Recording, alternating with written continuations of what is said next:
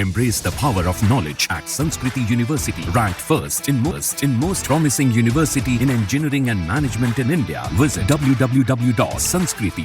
उत्तर प्रदेश के मुख्यमंत्री योगी आदित्यनाथ ने विपक्ष पर हमला बोलते हुए कहा कि बांग्लादेश की घटना पर इन सब के मुंह बंद है, क्योंकि उन्हें भय है कि अगर वे बोलेंगे तो उनके वोट बैंक खिसकते दिखाई देंगे। उनके पैरों की जमीन जिस पर वे खड़े हैं, वे अंगार उन्हें ही जलाते दिखाई देंगे। इसीलिए विपक्ष मौन है।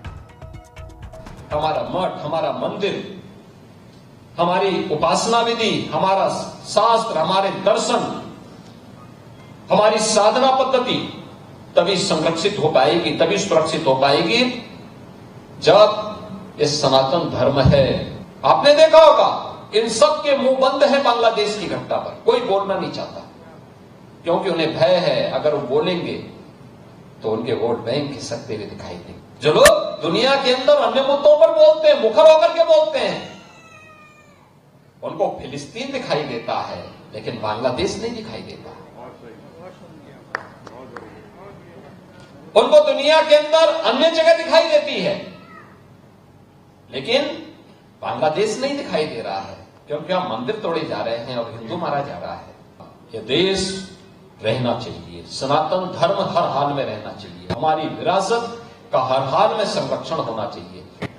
हमें वर्तमान की इन चुनौतियों को समझना पड़ेगा जो हम सबके सामने है, भारत के सामने है, सनातन धर्म के सामने। याद रखना, जो चुनौती सनातन धर्म के सामने है वही भारत की चुनौती है, और जो भारत की चुनौती है वही सनातन धर्म की चुनौती है। दोनों एक दूसरे से अपने आप को अलग नहीं कर सकते, कोई एक दूसरे से अलग नहीं कर सकता। और मैं तो आज पूज्य संतों का आह्वान करूंगा, इस समय है उनको स्वयं आगे आकर के पूरे समाज को एकजुट करने के सावधान के साथ आगे बढ़ना पड़ेगा। याद करिए, अगर हमने तनिक भी भूल की, ये समाज फिर से बटा, और जो साजिशें हो रही हैं अगर वे सफल हुई तो बांग्लादेश के अंदर जो कुछ हो रहा है, हिंदुओं पर जो यातनाएं ढाई जा रही हैं, आप देख रहे होंगे किस प्रकार के अत्याचार हो रहे हैं, मंदिर तोड़े जा रहे हैं। हमारा मठ, हमारा मंदिर, हमारी उपासना विधि, हमारा शास्त्र, हमारे दर्शन, हमारी साधना पद्धति तभी संरक्षित हो पाएगी, तभी सुरक्षित हो पाएगी जब ये सनातन धर्म है और ये देश सुरक्षित है और बृहद हिंदू समाज सुरक्षित है। हमें इसके लिए कार्य करना होगा, लगातार कार्य करना होगा, प्रयास करना होगा, एक एक को जोड़ना पड़ेगा,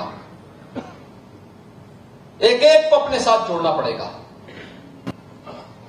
भेदभाव के लिए कोई जगह नहीं होनी चाहिए।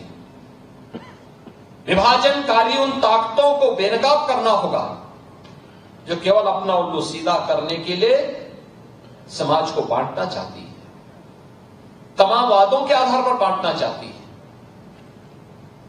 उनके लिए राष्ट्र की कीमत पर राजनीति उनके लिए अभिष्ट हो गई, लेकिन हमारे लिए राष्ट्र सर्वप्रथम है। राष्ट्र की कीमत पर कोई राजनीति नहीं हो सकती। हमें चुनना होगा, पहले राष्ट्र को चुनेंगे, उसके लिए किसी भी प्रकार के बलिदान देने के लिए तैयार होंगे।